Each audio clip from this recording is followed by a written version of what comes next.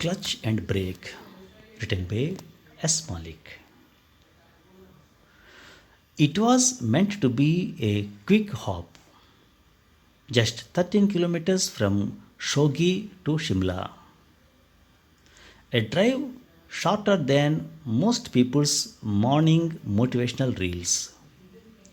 But as I left the pine scented calm of Shogi and merged onto what can only be described as the highway to hell, I knew this would not be a commute.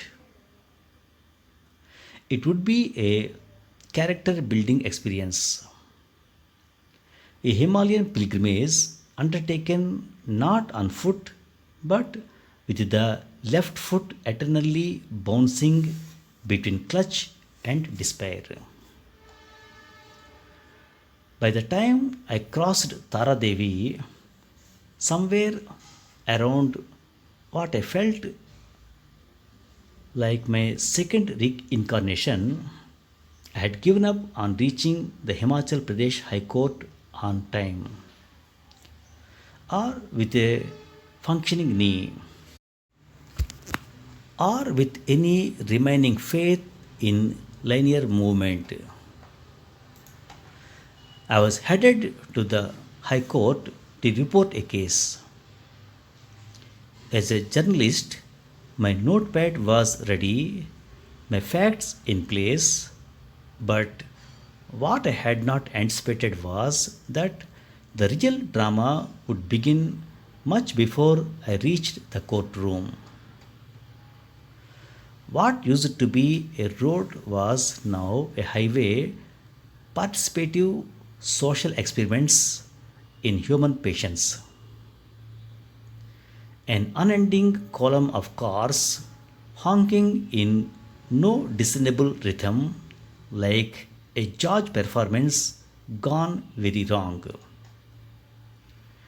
On one side, towering mountains whispered serenity, while on the other, buses inched forward like ancient tortoises with suspension problems.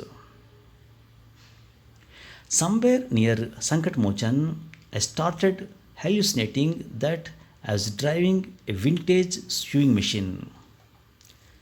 Clutch in, brake, half clutch, slight release, brake again, sigh, scream internally, repeat. The car moved in millimeters. I moved in metaphors. Behind me, an irritated tourist in a rented cab shouted, Shimla kab aayega? And I wanted to tell him that Shimla was not a place anymore. It was a concept, a dream, a misty ideal that one moved towards but never quite reached, like utopia or a functional municipality. At some time, the road became so congested that I had a conversation with a monkey sitting on the railing. He nodded as if to say, We warned you. I offered him a piece of my soul. He declined. At 2 hours and 20 minutes, I reached near the High Court. It struck me that the 100-kilometer drive from Chandigarh to Shogi had taken the same time as this 13-kilometer crawl to Shimla. Only in Himachal, I thought, can distance be measured not in kilometers but in karma. The journey had aged me. The left side of my body now belonged to a 70-year-old ballerina with arthritis. I parked, unfolded myself from the car like a creased legal notice, and limped into court, a broken man clutching a notepad and the last shreds of his will to live. And the irony, the court adjourned the case in 2 minutes.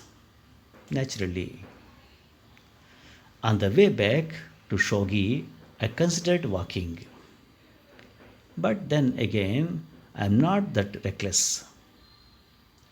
Moral of the story, Himachal is beautiful, but if you are planning to reach Shimla from Shogi, do what the clouds do, that is, float, or just leave a day before. Thanks for listening.